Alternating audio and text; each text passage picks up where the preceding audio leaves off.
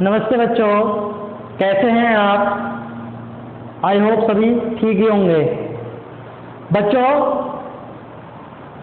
अब से पहले आपको 3 चैप्टर कराए जा चुके हैं आपके विज्ञान के अंदर, ठीक है, मेरे द्वारा, जिनमें से 2 चैप्टर आपके केमिस्ट्री के हैं और 1 चैप्टर आपका काय का है, फिजिक्स का।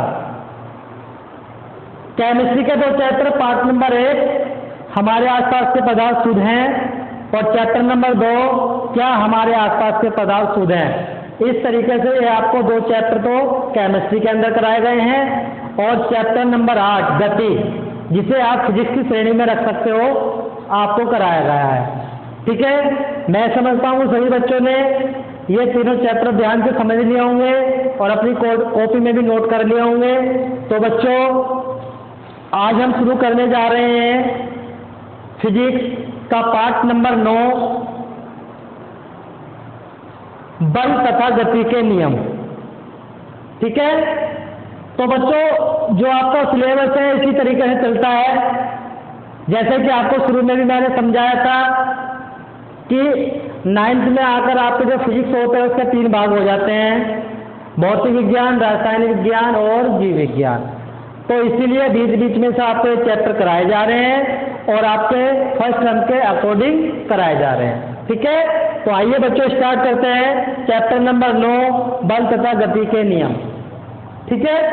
चलिए बच्चों, तो सभी बच्चे अपनी किताब खोल लेंगे और चैप्टर नंबर 9 निकाल लेंगे। तो बेटा, आपके चैप्टर का नाम है बल तथा गति के नियम। तो सभी बच्चे क्या जानते हैं बल क्या होता है? आई होप जानते होंगे, ठीक है, क्योंकि आप लोग सभी जानते हैं कि जब तक हम किसी वस्तु पर बल नहीं लगाते, वह वस्तु अपने स्थान से इधर से उधर नहीं जाती। जब किसी वस्तु पर बल लगाया जाता है तभी वह वस्तु एक स्थान से दूसरे स्थान पर जाती है। तो बच्चों, बल होता क्या है? आइए देखते हैं बल क्या होता है।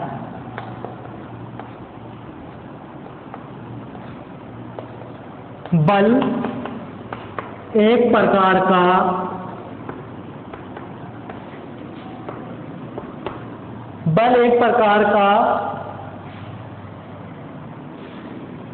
धकेलना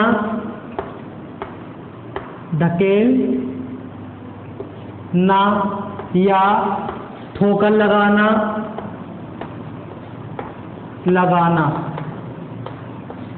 आदि को आप बल कह सकते हैं।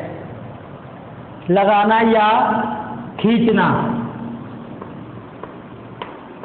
क्या होता है आपका बल ही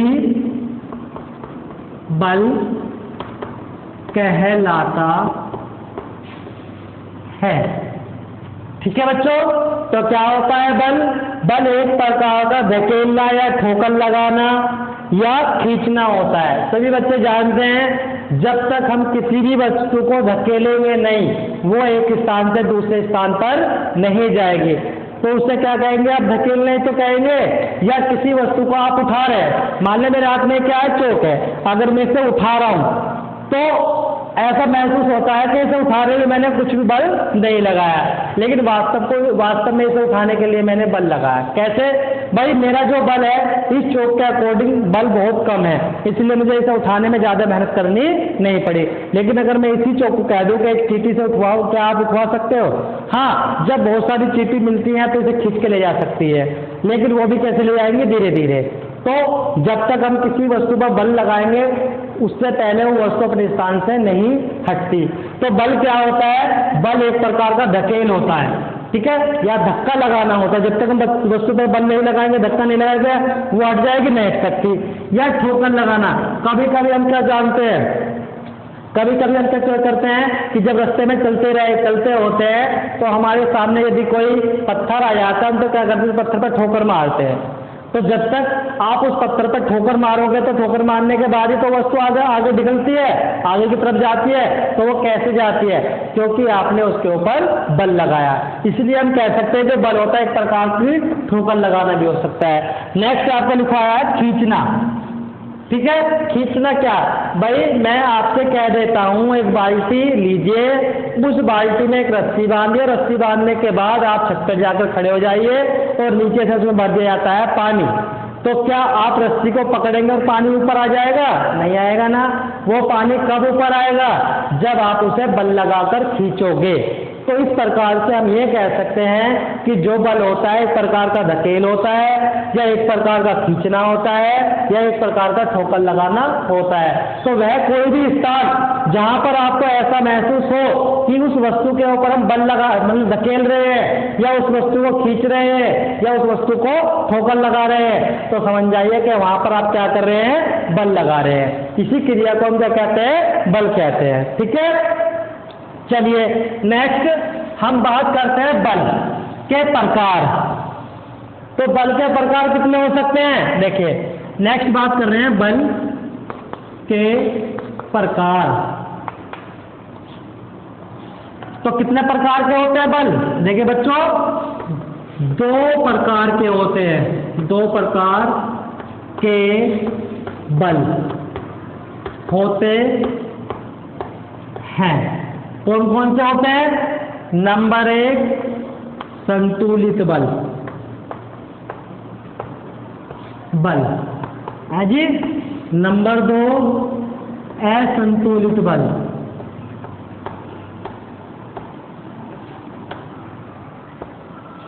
ठीक है बच्चों, तो ये दो प्रकार के आपके बल होते हैं।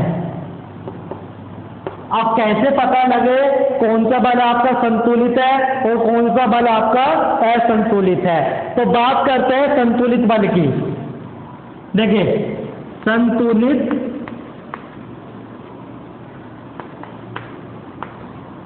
बल क्या होता है? जब किसी वस्तु पर दो या दो से अधिक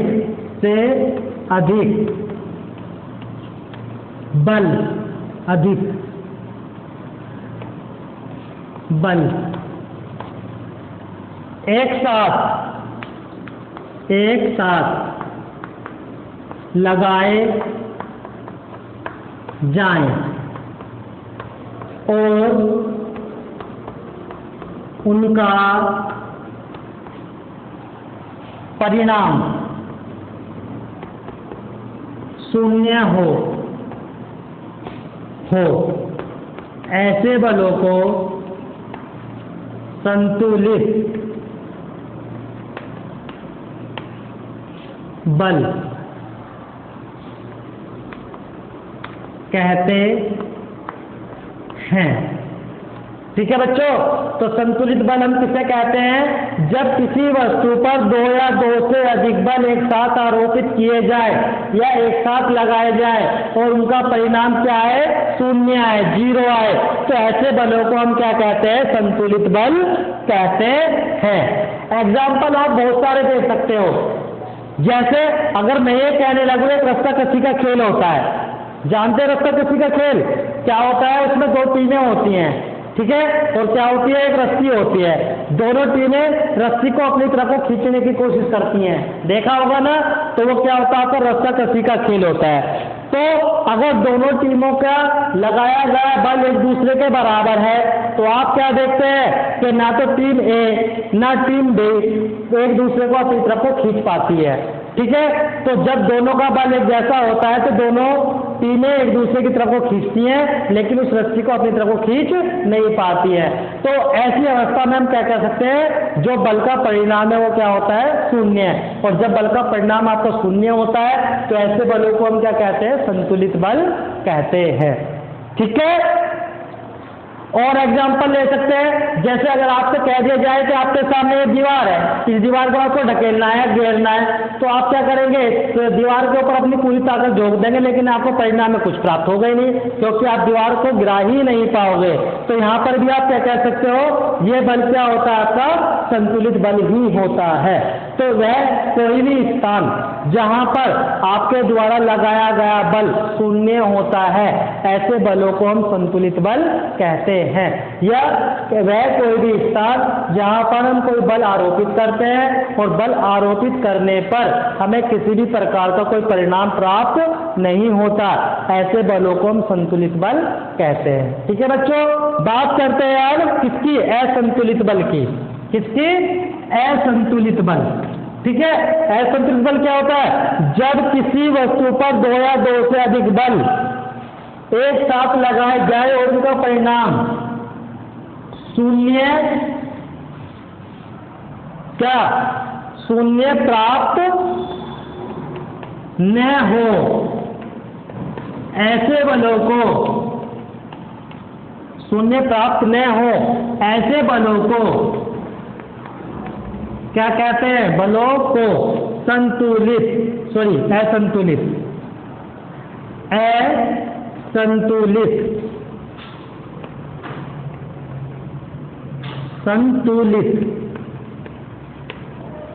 बल कहते हैं। ठीक है बच्चों, तो असंतुलित बल क्या होता है? जब आप किसी वस्तु पर बल लगाते हैं और बल लगाने के बाद जो आप उस वस्तु को बल लगाने से पहले अपेक्षा करते हैं वो परिणाम आपको प्राप्त हो जाता है, तो ऐसे बलों को हम क्या कहते हैं? असंतुलित बल कहते हैं। एग्जाम्पल आप ले सकते हैं। अभी मैंने संतुलित बल में क्या एग्जाम्पल लिया था? एक टीम होती है आपके रस्सा कसी वाली, जिसमें आपकी दो टीमें कार्य करती हैं, टीम ए और टीम बी। टीम ए रस्सी को अपनी तरफ खींचती है और टीम बी रस्सी को अपनी तरफ खींचती है। तो उनमें से क्या होता है? जिसका बल ज्यादा होता है वो रस्सी को अपनी तरफ को खींच लेती है, अर्थात दूसरी टीम पहली वाली टीम के तरफ को चली जाती है, निकल जाती है। ठीक है, तो इस अवस्था में क्या होता है? जो टीम दूसरी टीम को अपनी तरफ को खींच लेती है वह टीम जीत जाती है, अर्थात उसके द्वारा जो लगाया गया बल था वो बल कुछ ना कुछ प्राप्त होता है। इसलिए हम क्या कह देते हैं? उसे संतुलित की जगह असंतुलित बल कह देते हैं। ठीक है, तो वह कोई भी स्थान जहां पर आप बल आरोपित करते हो और बल आरोपित करने के बाद हमें उसका कोई ना कोई परिणाम प्राप्त होता है, ऐसे बलों को हम क्या कहते हैं? असंतुलित बल कहते हैं। ठीक है, तो भाग एक में हम आज आपको इतना ही बताएंगे। इस भाग में मैंने आपको क्या बताया? बल किसे कहते हैं और बल कितने प्रकार के होते हैं। आने वाले वीडियो में आपको क्या बताएंगे? हम गति के नियम। और गति के नियम किसने दिए हैं? आपके न्यूटन ने। न्यूटन कौन है? एक वैज्ञानिक है। उन्होंने गति के 3 नियम प्रस्तुत किए हैं। उन तीनों के बारे हम आने वाले वीडियो में आपको बताएंगे। Thank you.